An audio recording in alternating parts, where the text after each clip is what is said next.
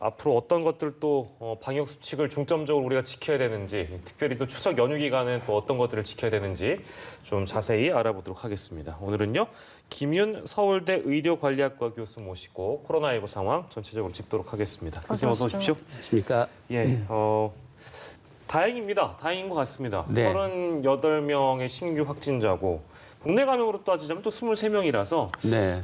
감소세라고 볼 수는 있을 것 같은데요. 그래도 또 추석 연휴 앞두고 있는 시점이라서 여러 가지 또 걱정되는 부분들이 분명히 있습니다. 현 상황에 대한 분석을 좀 먼저 해야 될 것 같은데요. 어떻게 좀 보셨어요? 네. 통상 우리가 이제 주말을 걸치면서 예.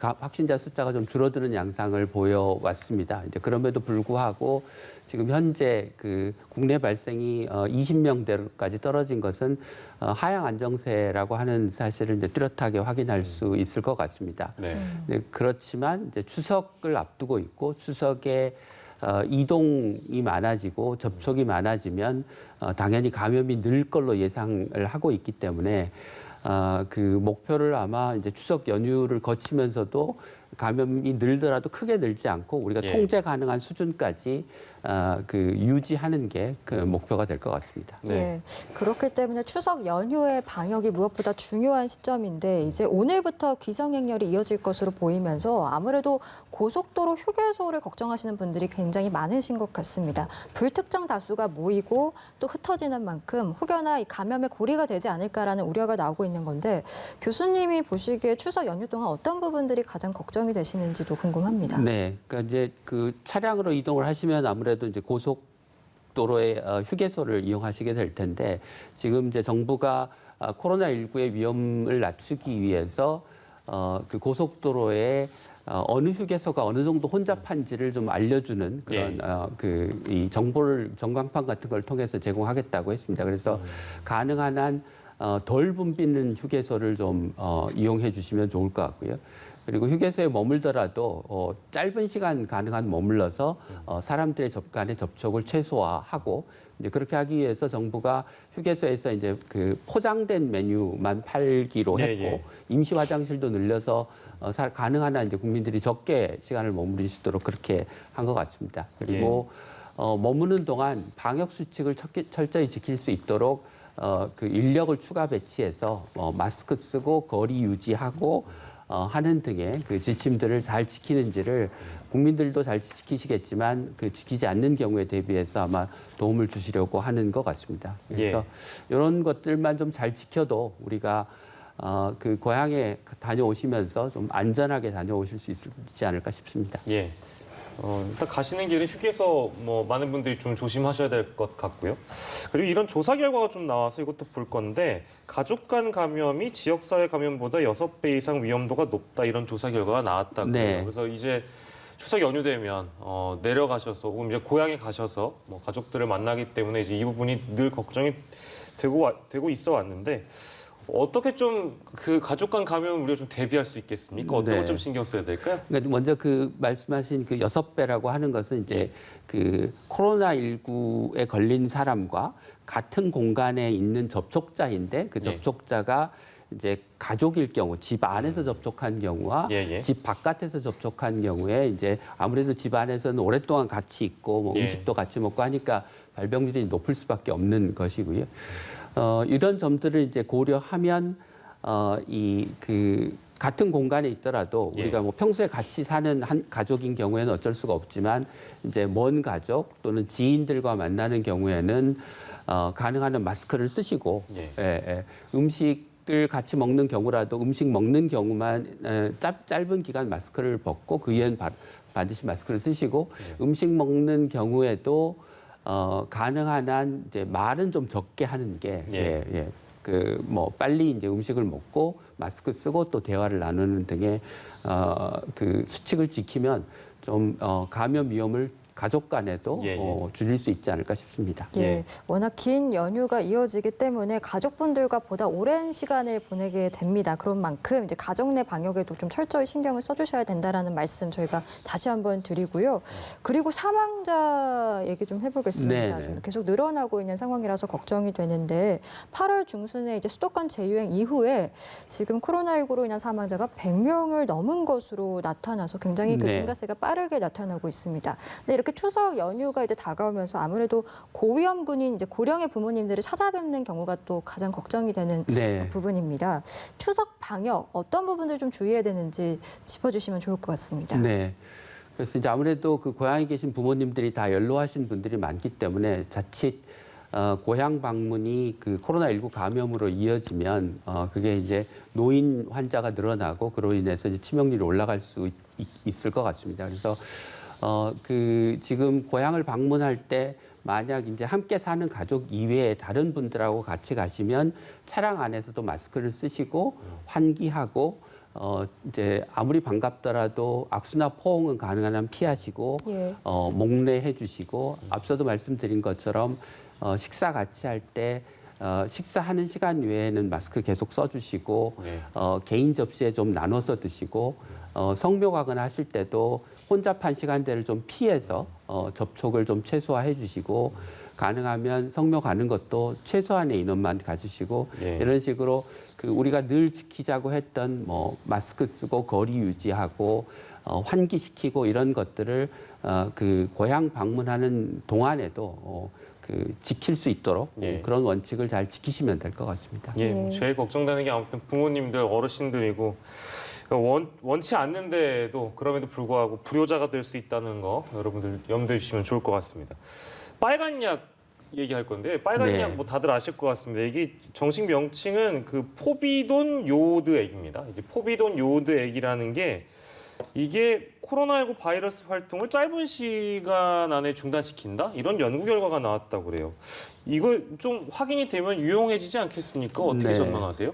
그러니까 우리가 이제 그 손소독제를 네네네. 쓰지 않습니까? 그 손소독제는 대부분 알코올로 이루어져 있는데 알코올과 다른 성분의 살균제인 이제 포비돈 요오드액이라고 하는 게 알코올보다 그 코로나19 바이러스를 더 잘 죽이거나 활동을 감소시키는 그런 효과가 있다는 건데요. 예. 근데 문제는 이제 우리가 손소독제 대용으로 쓰는 것 이외에 이게 코로나19가 대부분 무증상 감염이 많고 예. 또 그 확진자들은 대부분 이제 격리를 하고 있기 때문에 이 그 포비돈 요오드액을 어떤 형태로 활용하면 우리가 코로나19를 일상생활에서의 위험을 줄이는 데 쓸 수 있을지에 대해서는 예. 조금 더 궁리를 해봐야 될 것 같습니다. 지금 이제 뭐 손소독제 대용으로 쓰는 것 이외에는 마땅히 방법이 없는데 예. 색깔이나 이런 걸 고려할 때 아마 그 손소독제 대용으로 쓰기는 쉽지 않을 것 같아서요. 네, 네, 네, 네. 예, 알겠습니다. 그리고 오늘 그 질병관리청에서 나온 사례는 아닌데 그 서울에서 도봉구 그리고 관악구에는 사우나 관련 확진자들이 늘어나고 있다라고 저희가 소식이 들어와서요. 사실 코로나19 초기 때부터 이런 대중 목욕탕을 통한 감염은 계속돼 왔기 때문에 그 위험성에 대해서는 저희가 익히 알고는 있습니다만 추석 연휴를 맞아서 혹여나 또 이 대중 목욕탕 가시는 분들도 계실 수 있어서 좀 당부의 말씀 해주신다면 어떤 말씀 해주실 수 있을까요? 그러니까 이제 그 사우나나 목욕탕 같은 경우는 그 마스크를 계속해서 쓰고 있기 어려운 공간이기 때문에 네. 결국은 코로나19 감염에 이제 취약한 그 고위험 시설일 수밖에 없는데요. 이제 평소에 좀 감염률이 낮거나 뭐 외부에서 오는 사람이 적은 때에는 그 목욕탕이나 사우나에 뭐 안 가면 좋겠지만 뭐 가신다면 꼭 뭐 가시는 걸 꼭 가지 마시라 이렇게 얘기할 수는 없는데 지금처럼 이제 이동이 많고 외부에서 사람들이 많이 올 때는 그 코로나19의 감염의 위험이 평소보다 훨씬 이제 높아지고 예. 또 불확실성이 높아지기 때문에 추석 연휴만이라도 목욕탕이나 사우나 이용을 좀 자제해 주시고 예. 만약에 불가피하게 이용하신다면 마스크를 쓸 수 있는 공간에서는 반드시 먼저 마스크를 좀 쓰시는 게 예를 네. 들면 탈의실에서도 마스크 먼저 쓰고 옷 갈아입고 이렇게 하시면 좋지 않을까 싶습니다. 예, 연휴 맞아서 온 가족이 이제 목욕탕 가시거나 사우나 가는 문화가 있는 그런 또 이제 가족들도 있기 때문에 걱정이 돼서 드리는 말씀이었고요. 자, 그리고 뭐 독감과 코로나가 동시에 감염했던 사례가 이제 국내에서도 3건 이내 있었던 것으로 확인이 돼서 이것도 걱정이긴 한데요. 이 트윈데믹이라는 표현을 쓰고 있습니다. 네. 트윈데믹을 좀 최소화하기 위해서 어떤 부분을 우리가 좀 신경을 써야 되겠습니까? 이제 가을 겨울이 되면 이제 독감이 유행하게 되는데 그 독감 유행과 코로나19 감염이 이제 겹치면 예. 네. 그 자체로 이제 검사를 받는 과정에서 감염의 위험이 올라갈 수도 있고, 네. 그다음에 코로나19와 독감이 동시에 감염되는 경우에는 코로나19에만 감염되는 경우에 비해서 이제 치명률이 한 2배쯤 올라간다고 이제 연구 결과가 영국에서 발표가 됐습니다. 그래서 예. 제일 우리가 지금 할 수 있는 중요한 일은 독감 예방 접종을 하는 일인 것 같습니다. 그래서 독감 예방 접종을 하면 보통 독감에 걸릴 확률이 한 절반 이하로 이제 떨어지기 때문에 네네.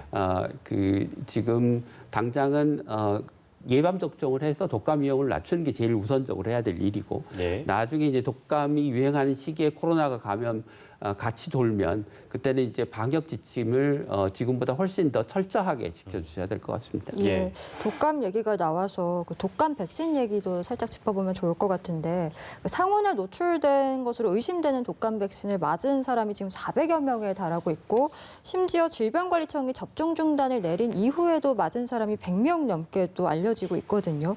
조사 결과에 따라서는 더 늘어날 가능성도 있겠습니까? 네, 그럴 것 같습니다. 지금 이제 정부가 그 독감 백신의 이송 과정에서 콜드 체인, 그러니까 저온 유지를 하지 못한 상황이 발견됐고, 그 상황이 발견된 직후에 이제 예약된 접종 대상자들과 의료기관에 알려서 접종을 중지하도록 했는데도 불구하고 이제 그 접종이 계속 이루어지고 있는 상황은 하나는 질병관리청이 너무 늦게 알려서 그 정보를 너무 늦게 받아서 접종을 한 경우도 있을 것 같고, 예. 그 사실을 이제 의료기관에 알렸는데도 불구하고 의료기관이 그걸 이제 알지 못하거나 또는 알고 있었는데 유료 예방 접종을 하기 위한 백신과 무료 예방 접종이 뒤섞이면서 그 유료 대상자에게 무료 예방 접종용 백신을 접종해서 생긴 사고들 이런 것들이 이제 복잡하게 발생하고 있는 것 같습니다. 그래서